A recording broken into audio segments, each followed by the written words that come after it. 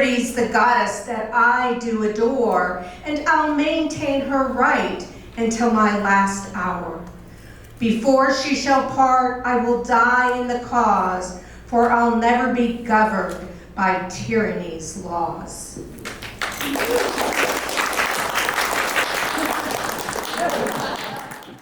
Welcome to the Bluffton Library. My name is Debbie Henderson. I'm one of the librarians here. And it's my pleasure to offer to you this tea presentation today and tea time. We are celebrating America 250. This is a colonial style tea, meaning we're going to be drinking tea that they served back in the day. It's not 250 years old, don't worry. What I did is I got the colonial bohea tea, or bohea, I keep saying it wrong. Bohea tea, B-O-H-E-A, pronounced boo as in boo. That was the actual favorite of the colonists for a number of reasons. One, probably the most primary reason, is that it was the cheapest. But 90% of all tea imports to the colonies were bohea tea. And when the protests started, and people were encouraged to not drink tea by their local officials, they turned to herbal and fruit and flowers. Get the chamomile. Today we're going to be enjoying some raspberry leaf tea and rose petal. This is culinary rose petal, and it is so delicious. Yes, I tried all of them. Actually, I really am fond of the bohea. A lot of people think it's a bit too strong, but I love that smoky flavor and aroma. As an iced tea, rose petal is so good. The legend goes how it became something that people enjoyed drinking was an old emperor. Well, old to me because we're talking 2737 BCE. At that time, he was sitting under a tree. His name was Shun Nung, or Nong. And he was sitting under a tree, and his servant was boiling some water, and some leaves from the Camellia sinensis tree fell down from the tree into the boiling water, and he was kind of adventurous. I've read that he was an herbalist. I don't know why that matters, but he decided he was going to take a sip. He didn't know what that sip was going to do. More than 2 millennia after Emperor Shun Nong first tasted tea, and during the Tang Dynasty of 1618 to 1906 CE, tea became a national drink of China. There were missionaries and merchants and tradesmen all throughout Asia, and they took tea home with them. Portuguese missionaries and merchants took tea back to Portugal with them back in 1550 CE. 1662, when Catherine of Braganza, a Portuguese princess, married Charles II of England. Shortly after she brought it in, I read she was a tea addict. I'm not sure what that means. But her love for tea spread across the court, and soon all the wealthy people in England thought it was so posh to drink tea. Tea arrived in America before it became the craze in England. It made it here by the Dutch West India Company. Merchants, right? And they brought tea to New Amsterdam. Does anybody know what New Amsterdam is known as today? New York. New York, right. And so that was a Dutch colony, actually, and they brought the tea there. And quickly, by the 1700s, it was all the craze. You heard of the 7-year or French-Indian War? Yeah. It lasted 7 years.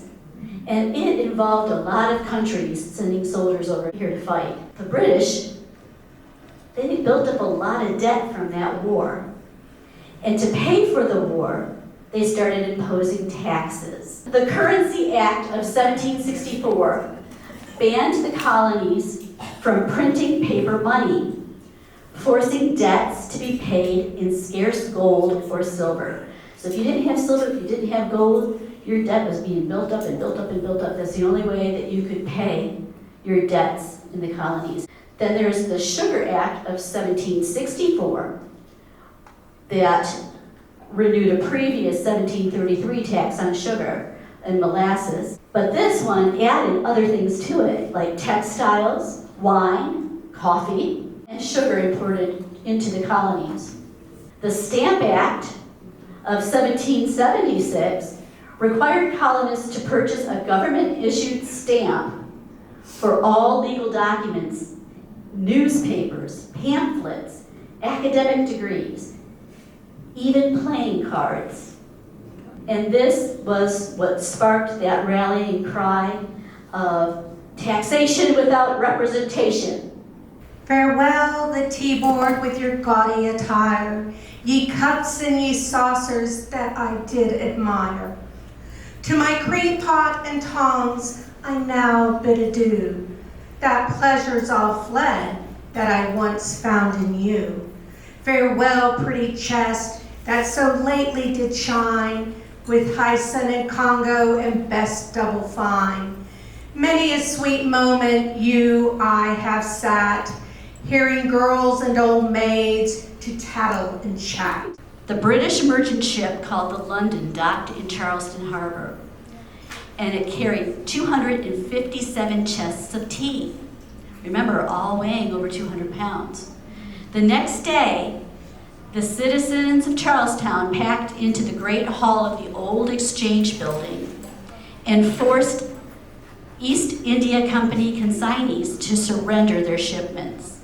We, the undersigned inhabitants of this province, being new, fully convinced that we have vainly flattered ourselves with hopes of the repeal of an Act of Parliament of Great Britain, passed in the year 1767, imposing a duty on tea imported from thence for the purpose of raising a revenue upon us in America without our consent, do hereby solemnly promise and agree, each for him or herself, that we will not, either directly nor indirectly, buy or sell or any way encourage or countenance the importation, buying or selling any teas that will pay the aforesaid duty.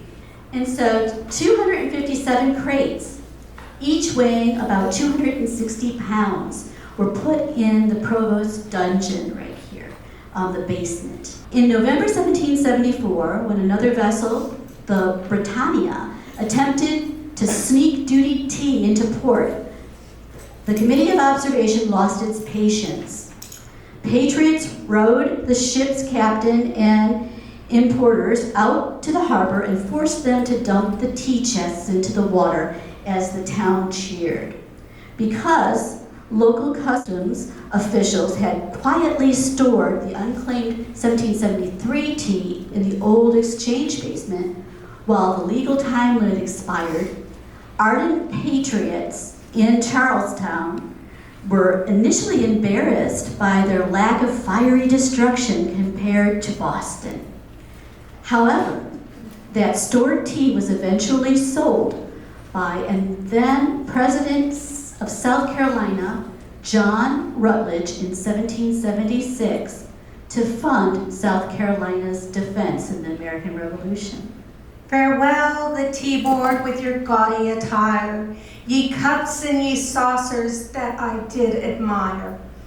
To my cream pot and tongs I now bid adieu, that pleasure's all fled that I once found in you. Farewell pretty chest that so lately did shine, with Hyson and Congo and best double fine. Many a sweet moment you I have sat, hearing girls and old maids to tattle and chat. And the spruce coxcomb laugh at nothing at all, only some silly work that might happen to fall. No more shall my teapot so generous be in filling the cups with this pernicious tea. For I'll fill it with water and drink out the same before I lose liberty, that dearest name. Because I am taught and believe it is a fact that our ruin is aimed in that late act of imposing a duty on all foreign teas, which detestable stuff we quit when we please. Liberty's the goddess that I do adore, and I'll maintain her right until my last hour. Before she shall part, I will die in the cause, for I'll never be governed by tyranny's laws.